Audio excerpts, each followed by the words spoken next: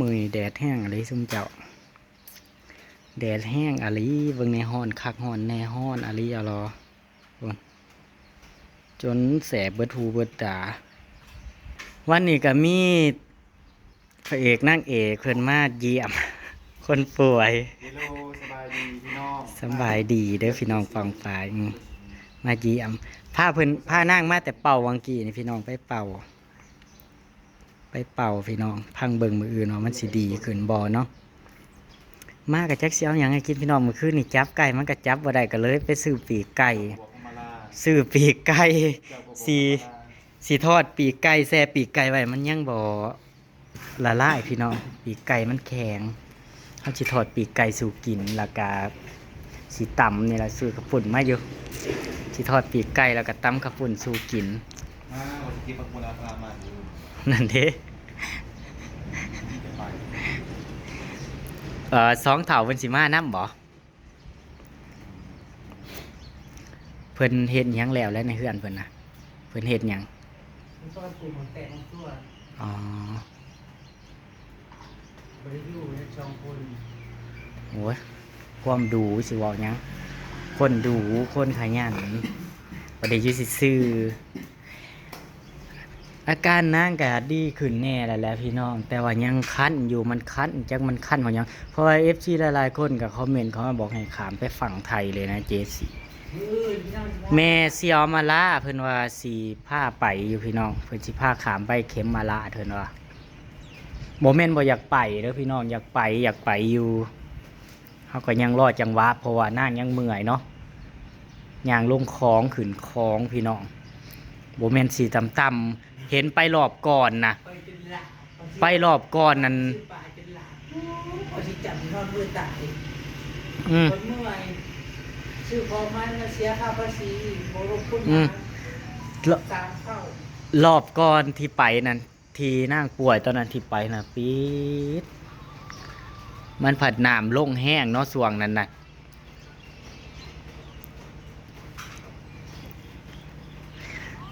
ยางลงจนเขาบอก จนเขาบ่อยากตรวจยังเขาบอกว่าไปมันเมื่อยแห้งดิมันเมื่อยเคยถามไปรอบนักเราจะฟังเคยถามไปฟรีมาฟรีเป็นหยังบริเวณบัตรข่าว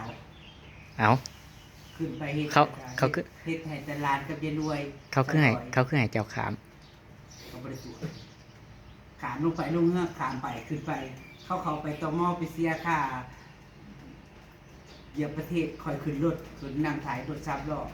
เขาไปซื้อของกันลงมาลงเงือกรอดปกติเขาตรวจใดเขาถ้าบ่มีบัตรใบขาวแล้วเขาบ่ให้เฮาลงเฮือใดเขาบ่ให้เฮาไปทางคนละสลอยแล้วเขาไปแล้วตำรวจเขาคิดว่าไปเป็นตัวแทนเขาไปคนเดียวเลยครับไผเอ่ยมาไผเอ่ยแม่เสียวค่ำบ่อยู่แล้วแม่เสียวค่ำกับมาพี่น้องกันมาเยี่ยมนั่งเล่นดูร้องเล่นก็เร็วจริงโอ้ยคิดว่าไปเฝ้าหมอผีมาหมอบอกว่าเห็นเป็นหูบหนามีหูมีตาอยู่ในข้างหลังน่ะไหลออกน่ะหมอว่าโมเมนเจ้าโมเมนเจียวโมเมนเจ้าผมมาฝากอยู่ข้างล่างนั่งนะอย่างนี้พี่น้องหมอว่าเป็นบริวารมาหมอเป็นบริวาร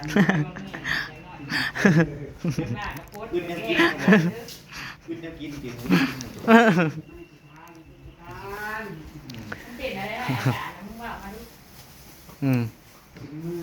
บอก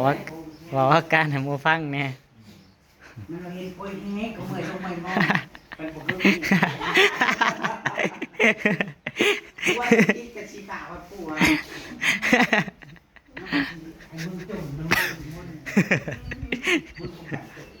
แนวไหนอีกล่ะหันเด้ปล่อยกระท้าหายกันอีกเลยเอาปล่อยไปเสียเพื่อมันสีเศร้า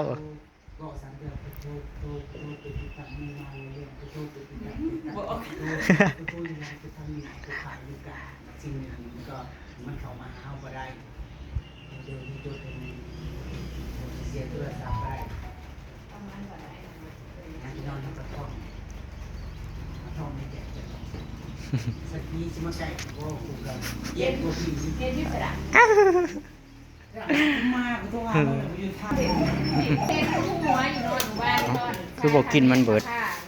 กูกระเบิ้งเหมือนกันกูว่ามันเช้าเนาะมึงว่าเฮ้ยพอมาซื้อนี่เท่าไหร่ แดงเบิดมันแดงเบิ่งมีแต่ห้อยเล็บเพิ่นมันเก่านะแต่ห้อยเล็บ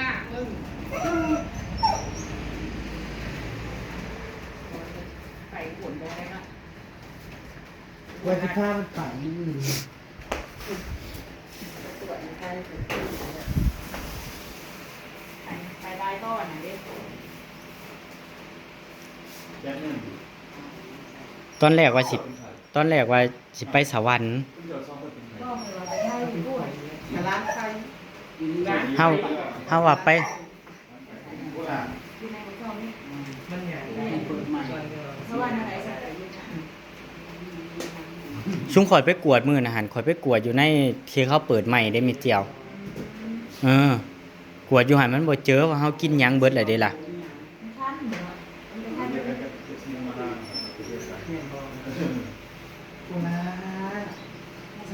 ใกล้วันเกิดนางแล้วนางบอกกูใกล้วันเกิดกูมันเป็นนั่นนี่นะ คือสิบ่ได้จัดดอก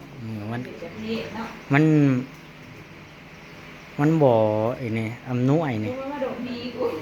อันนี้ โกลาอ่ะ ไปอันนี้น้อยไปอ่ะถ้าเราไปอยู่ในที่มาละมันสิไปซะ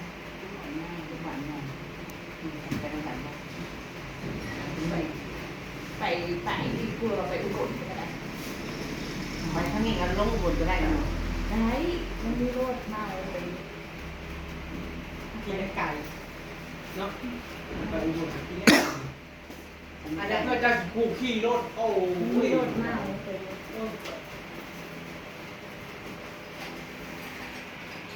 นั่นก็ทันอยู่แล้วสิเอามา เล็กๆไปกันเนาะ สาของหอดปล่อยไว้ แต่คิดว่า แต่จะคันเยาเศร้าคันอยู่ได้ของฝากมาแต่ไหนจ้าพี่ก็อยู่แต่งกับพี่บอยเป็นยาของพี่บอยเมื่อคืนที่เพิ่นเม่นในไร่ชดอยู่ แถวฉัน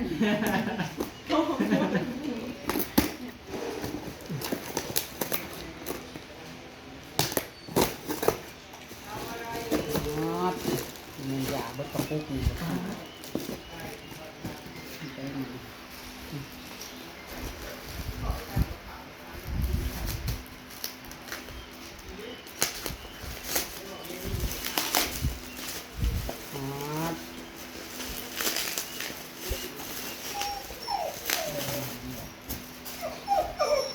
แม่ที่หยัง นี่ก็จะไปดีเศร้าหามาหาของพี่บอยนะคะ จากชลบุรีบอยอย่าอย่าง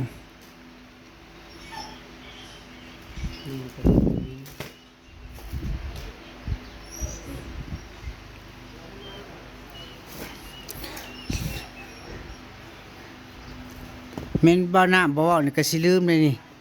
สิไปเอาของบ่สุกก็ อยู่มื้อนั้นนั่น มือละหมาดอยู่ สิไปเอาของบ่สุกแล้วส่งต่อเพิ่นก่อน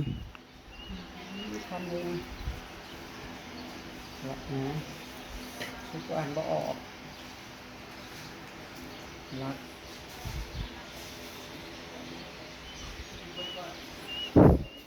อ่านบ่ออกนะอ่านก็นะสีส้มหาย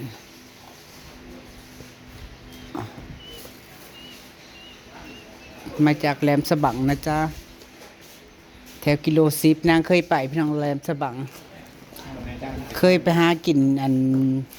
ทหารตำรวจเท่านะอ่านบอกพี่น้องเอ้ยเดี๋ยวเธอก็ถามพี่บ่อยไหมว่าอยากกินอะไรแน่อะไรแน่อยากอย่างอันน่าจะเป็นอันนี้นะมันท้องอืดท้องเพ้อประจักรักษาการไทรอยด์บ่นี่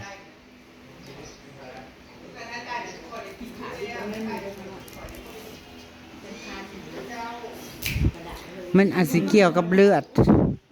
เกี่ยวกับเลือดบ่ถ้าคันขึ้น ต้องได้สำลีมาใส่ ต้มสุกต้มใบสุกคือได้หน่อยเลยสุกมะขามสุกใบมะขามน้ำใหญ่ๆมายุบเลยมันเยอะๆอยู่ในยั่วอยู่บ่ น้ำเส้นน้ำหยังนี่บ่ยน้ำเนื้อหนังเขานี่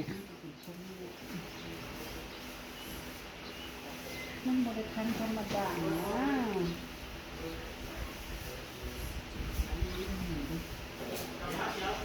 เป็นมากอยู่ในมือเลยมือไปเนี่ยมันเดือดมาได้ ลายมือเติบแล้วบ่6-7 มื้อแล้ว จะเป็นลงนาวา ตั้งแต่พุ่นแหละแต่ลงนาวา ก็บริวาร ไม่งั้นจะเปิ้นไปหาเฮ็ดหาหอดเฮ็ดมันก็ให้คุณมากเป็นเลย อ่านไฟหูอ่านที่ใช่ ไม่ รัก ไปหาว่าอุจจาระ รักษาไฟ เนาะ ไฟร้อยก็จังเต็กบ้านน่ะเนี่ยกระเพาะอาหารกินไปแล้วมันบอกว่า1 เม็ดเช้าเที่ยงแรงนี่นะอย่าง1 เม็ดนั่น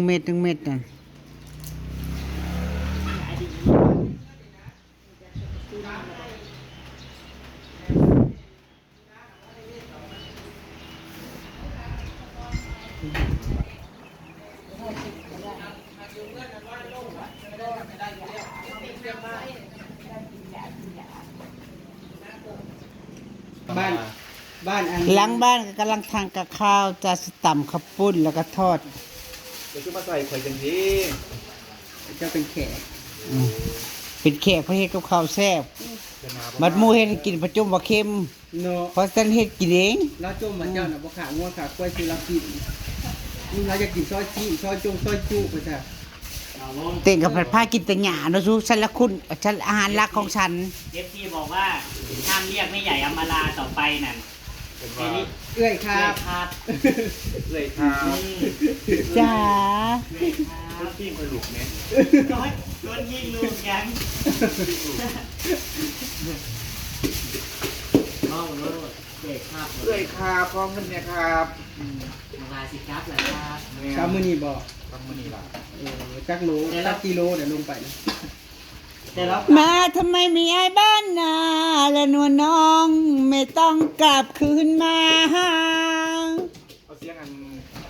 คนรอด้วยเหรอ คุณจะไปไม่ลานี่นาไปอยู่เมืองหลวงอีกคนข้างหลังจนน้ำตาหลวงไม่เจ็บไม่ชัวพุ่มพวงรู้หรือเปล่า เป็นผู้หญิง อีกโอ้ยจับบอก โอ้ยขาตาเหมือนกัน ต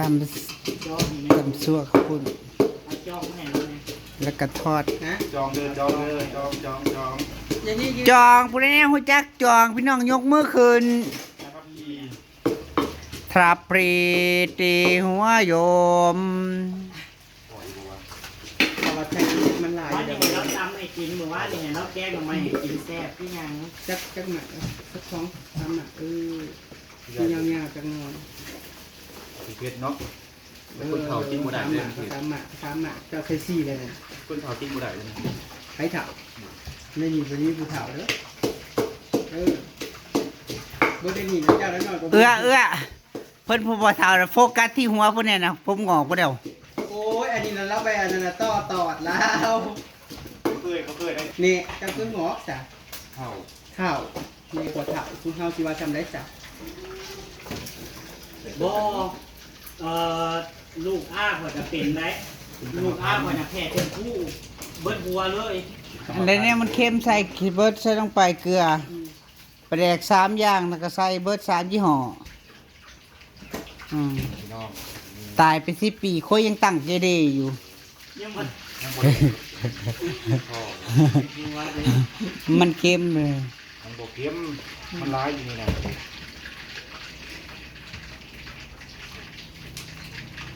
โอ้ยมันนี่ดีสวยชีมือ เอาแซ่บๆเลย ดิโอดีก็8บ่เฮ้ย ข้าวแปะต้อง เราเจ้าโห กินบุษไล่กันเลยว่า เฮาคิดว่าเพิ่นร้ายกว่าเฮาเพิ่นได้อันนี้ เอา30เอง บ่ได้หมายความว่าหน้าแก่เลยบ่ว่าเขาหน้าเด็กอยู่แหละ 31ปี แต่ว่า ไม่หรือฉันแก่ใช่ไหม บ่ได้ว่าได้ พูดมาเลยว่าฉันแก่หรือเปล่า โบเกการ พูดตามความจริง เกไปเกมา สลาร อยังก็ไปโลดเสียวอะไรก็ว่าโลด เรียกเกียดเรา เรียกว่าเคียวบักหลาบอ เกบุเคบักลาดอกข้าต้มเมือง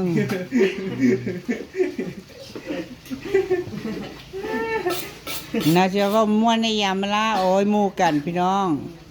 ใส่เว้าที่รักบอกโอ้ยที่รักเฮ็ดสมๆค่อยมักสมๆหวานๆเด้อที่รักจ๋า ย่านะ เฮ้ย มือใด มือเช้านี่มือเช้าเขาเต็งนะคิดขะแม่งเพิ่นเต็งเฮ้ยนี่คือผัวเมียนี่แหมนี่คือผัวเมียนี่ เขาสื่อสารกันแต่ละเมืองบ่คือกันเด้บ่ เอาเฮ้ยน่ะ ผัวเมีย เฮ้ยเดี๋ยวพวกเมียไหน บ่แม่น แต่บ้านเพิ่นน่ะว่าเป็นหมู่พวกกัน มั่วกันบางคนเขาก็ใส่คำศัพท์ว่าเฮ้ยกันได้ ใส่คำศัพท์บ่ค่ะบ่คือกันนะพี่น้องอืม วันนั้น แม่นคอยละคิดขะแม่งเอาพ่อใหญ่อันนี้คือเอิ้นข่อยเมียเนาะว่ะเฮ้ยว่ะ ก็เฮ้ย อืม ก็แม่นล่ะ แม่นบอก มาเฮ้ยมาเตี้ยสวัสดีเฮ้ยบอกมันจะเนี่ยแต่บ้านเฮาหรือว่าความรู้สึกบ้านเฮาบอก เท่ากับ ว่า ว่า เฮ้ยนี่มันก็คือผัวเมีย คอย ไหน จะพูดกันเชื่อบอกกับหมู่บอกก็จะบอกเฮ้ยคือกัน ก็เฮ้ยอยู่แต่ว่าเนาะกันเอิ้นผู้อยู่นำกันเนาะ แต่ลักๆน้อยลักๆผัวเมียเขาสิเอิ้นกันเฮ้ย เฮ้ย มานอนเฮ้ยแกเสื้อออกแกส่งออกเฮ้ยไวเฮ้ยไว เจ้าหิวข่าวบ่ หิวข้าว น่ากินบ่บ่ค่อยของปานใดนะ แลนมานอนอยู่บ้านอำมาลาน่ะเป็นอะไรบ่วง นอนบ่ค่อยหลับ ไข่หัวลูกหัวโกนพุ่นว่าเมื่อคืนแต่เก้าก็รับ นอนบ่รับ นอนบ่รับอีก เจ้าละแวงเราบ่ บ่ขึ้นจิเป็นหยังเลยอันนี้ความจริงเด้ บ่ได้พากินหยังดอก แต่ละมื้อ เองไม่แบบคิดละเลิกไปเลยนะ แม่นบอก เจ้าบ่เจ้าบ่ทันได้ชินพี่น้อง บ่มันสุดเหมือนมันซื่อนี่ยังปกติเลย เจ้าบ่ชินกับพี่นอน เอาที่เห็นได้เคยนอนตลอด จะยังบ่คิดบ่ จะมาแต่ หลายมื้อ เรามานอนจักเทื่อแล้วเรามาตลอด มันจะพูดไปเลย มื้อน่ะก็สองเด้เนาะรอบน่ะก็ FC ว่าเบาลิโอห้ามให้เบาวงกลับอย่าเพิ่งให้กลับให้อยู่อีกสักอาทิตย์นึง วันละสิมาใหม่ FC บอกว่า มาใหม่บ่ คอยบ่ มาอยู่บ่ บ่มาอย่ามาลักแต่สิมาใหม่อยู่ มาอยู่ อย่าต้องมาใหม่ได้วันที่10 วันที่10 วันที่10 บ่ คิดสมาธิ วันที่10แล้วก็มาเบิ่งบ่ลำเรื่องนี่ เคยเบิ่งบ่เป็น เอาเบิ่งบ่เป็นกับภาพไม่แย่กันภาพไม่แย่ไปเต้ยนะ วัน ฮะ ที่10นั่ง FC บอกว่าอยู่วันโกเจสีก่อน แล้วก็อยู่บนบ้านต่อเลยแล้วค่อยกลับ คิดเลยชื่อเขา ดู ซา บ้านวันที่เท่าไหร่ FC คือ ที่บริชื่อเขาซามาติเฮ้ย F มาใช้บ้านหมู่ เราบ่ต้องซื้อมาดอกข้าวสารน่ะบอนนอนแต่มี ว่าตั้งบ แต่ ริ ปีนี้เจ้าก็มาดำนะซอยมาลาดิ โอ้เท่ากับมีอย่าง น่าจะร้ายอยู่ หลายบ่ตัดไป ตัดในคดี นักจะได้แล้วแต่เจ้า กันว่ายันเปลืองคูคนข่าวเจ้าก็มาดำซอยแล้วก็มาเที่ยวซอยแต่ว่าคือ สวัสดีเด้อจ้ะเด้อ น้องมีไง มื้ออื่นนางกสิพาเพิ่นอันนี้พี่น้องเพิ่นฮอดกสิคิดฮอดคุณหมอเล็กๆน้อยๆสิพาเพิ่นไปเข็มมาราชจ้ามื้อสิมาสู่เพิ่นแต่เช้าไปเข็มมาราชไปหาหมออยู่เข็มมาราชเบิ่งอาการว่ามันสิเป็นจังไดหั้นนะไปหาหมอผีก็มันก็เว้าไปทางผีไปหาหมอจิกหมอจีนเขาก็สิอีกแบบนึงแต่ว่าหมอทางบ้านเฮาก็ไปแล้วหมอจิกหมอจีนพี่น้องแต่ตรวจหาก็บ่เห็นหยังตรวจเบิ่งก็เห็นแต่คลายหีเท่านั้นเด้บ่ได้มีโรคมีภัยอีหยัง ก็เป็นเหล็กเป็นหัวก็เป็นจริงเป็นจังข้ามมื้อก็คือสิข้ามไปเขมราชจ้าสารซ้ำนี่ละจ้าสวัสดีค่ะเจ้าของส่องประดับเด้อศิลาก่อนจ้า